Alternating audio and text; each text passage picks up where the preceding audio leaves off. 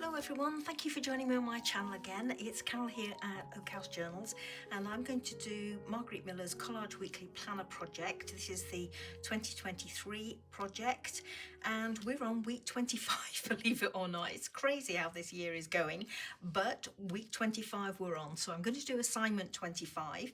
These are my prompts, and as always I've got some lightweight card with a border drawn round, and I'm going to work inside that border. And the pieces I've lifted out to hit the prompts are a piece of furniture. Well, I saw this in a magazine this morning, a gorgeous, it looks like orange velvet accent chair, so I'm going to use that. A doodle, I'm going to do that at the end because what I'm thinking is I'll do some sort of border around my collage, or that's where my head is going at the moment. Something that makes a sound in a pattern. Well, I've got some images here. As you can see at the bottom, I've got 3 hearts down there. Now, if you listen to a heart, a baby's heart with something like a Doppler transducer or an adult heart with a stethoscope, it makes a repeat sound as it's pumping. And that sound, even though it is repetitive, is a pattern. So I'm going to choose one of these. I'm not sure which is the right size for my piece, so there's going to be some fussy cutting going on in a moment. The next one, an eating utensil. Well, I've got knife, fork and spoon, and again I'm not sure which I'm going to use. I might use a couple actually, but which ones, not sure yet. The next one is a list. Well, literally this morning I ripped this out of an old vintage book, children's book, as you can see, and it is a table of contents. But a table of contents is also a list of the contents.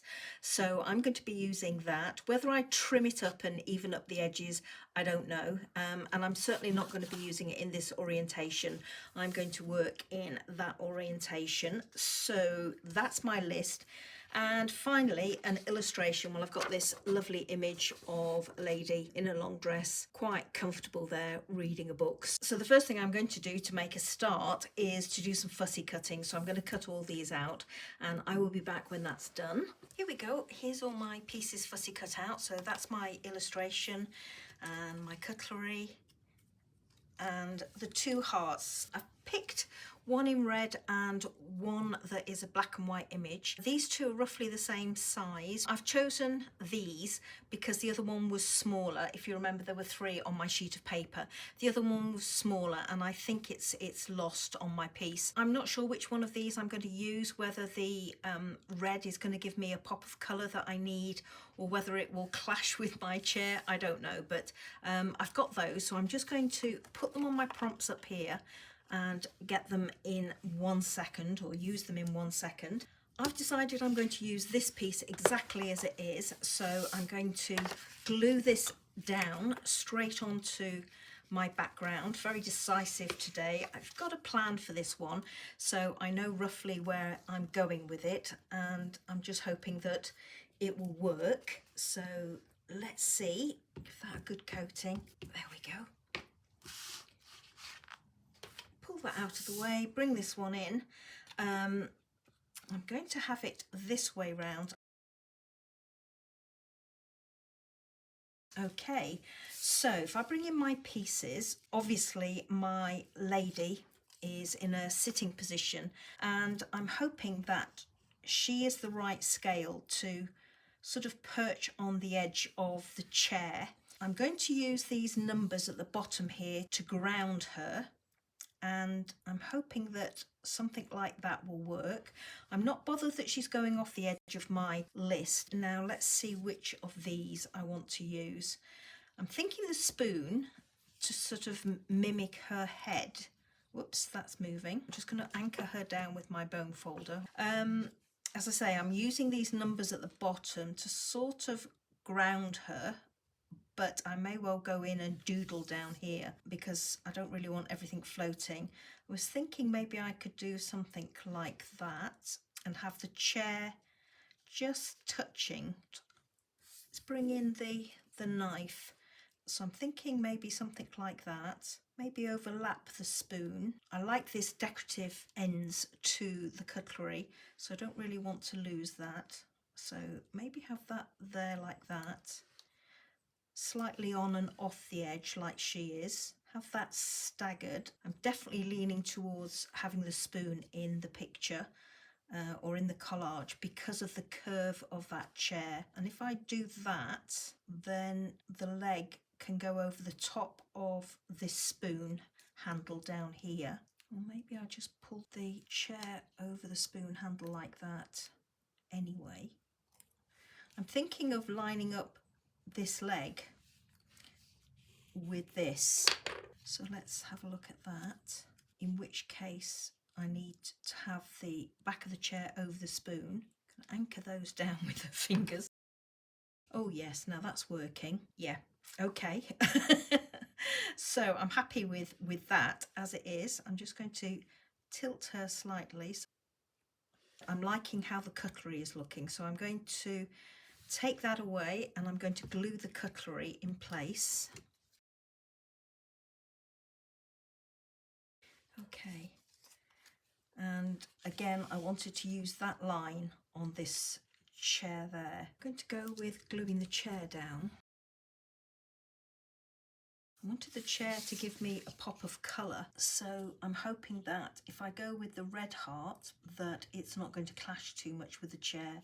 But I think given that it's sat on her lap in place of the book, that it will be at a distance if that one turns out to be the one I want to use. Let's just give that a smooth down.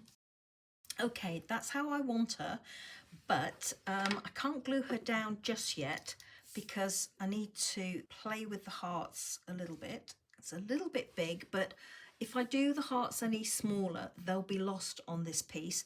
And actually, using this black and white one, it's got hints of sort of blue, the same as her gown. If I do that, then actually I'm losing the heart. So it's going to have to be this red one like that, so that your eye is drawn to it, but it doesn't look right as it is there. I'm going to bring in my cutting mat, and as you can see, she's holding on to a book. What I'm going to do is try and cut away that book or make a slit there so I can push the heart, some of the heart, down behind her fingers so that it looks a little bit more natural. And also what I'm going to do is I'm going to go around the edge of her. I should have done the cutlery, but I didn't. But I'm going to go around the end of her with some ink.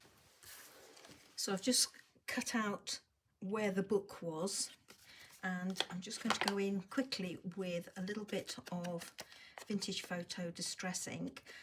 Normally I would go in with black and use the big pit brush marker pens, but I'm doing this in the Vintage Photo so that it blends with the chair that she's going to sit on, or that's what I'm hoping.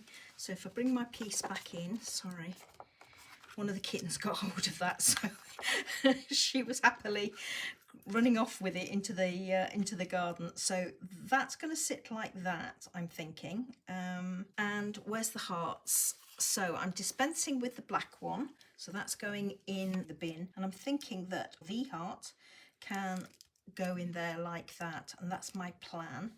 So let me just arrange that a little bit better. Got glue on my fingers still. So I'm thinking something like that. I'm going to put some glue behind her.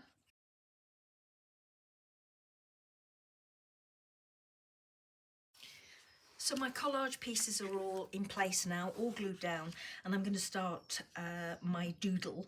I think I explained when this prompt to doodle came up last year in Margarete Miller's 2022 challenge. I explained that I doodled my way through university and through many a meeting in my working life, and whilst it's supposed to be indicative of somebody that is bored, it actually isn't. It's a drawing or something that you do whilst your attention is elsewhere. And my attention was on my lectures or on my meetings. And where I was absent-minded was actually in concentrating on the actual drawing that I was doing. So I'm mentioning that simply because I'm going to put the camera in hyperlapse. I'm going to turn on my audiobook and I'm just going to enjoy listening to that as I do my doodle, and I'll come back to you at the end to show you what I've done. I've got a pencil here and a rubber. When I've doodled in the past, I've gone in with a biro because that's what I had in my lectures and my meetings, but I don't want to make a mess on this, so I'm going to just do some outlines in pencil first, and then I'm going to go over it with a micron pen. As you can see here, I've got an incomplete set, but I'm going to go in with the 01, which is a fine tip, because I quite like the delicate nature of that one. So as I say, I'm going to put my audiobook on now, put you on hyperlapse, and just have a little bit of a play and see what I can come up with for my doodle.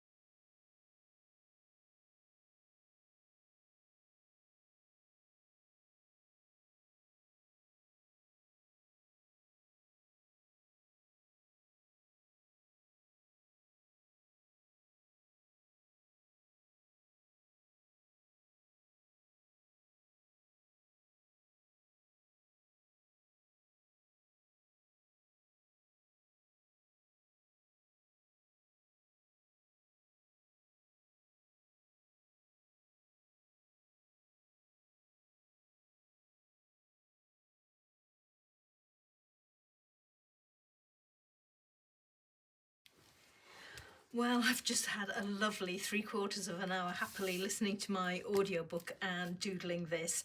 I've decided I'm not going to do anything down at the bottom. I'm just going to leave it as it is. And just quickly going through the prompts: a piece of furniture, I've got my accent chair there. A doodle, well, I've got my border across the top here. Something that makes a sound in a pattern, well, I've got my heart that she's holding there. An eating utensil, well, I've got two. I've got these pieces of cutlery here. A list, well, I've got my list behind here. And an illustration, well, I've got this lovely girl who is now examining the heart rather than the book that she was reading. So I can't tell you how much I enjoyed this one. Yeah, it looks strange, but I'm more than happy with it, and it was such fun to do. So thank you so much, everybody, for watching and bearing with me. I hope the hyperlapse didn't frustrate you too much. I know some of you really don't like hyperlapse, but Otherwise, this video would have been excessively long for you. So as always, I'll do some pictures at the end, and I really hope you'll join me for my next collage, which is number 26, or assignment number 26, which will be out next Monday. Take care, everybody, and I'll see you soon. Bye bye now.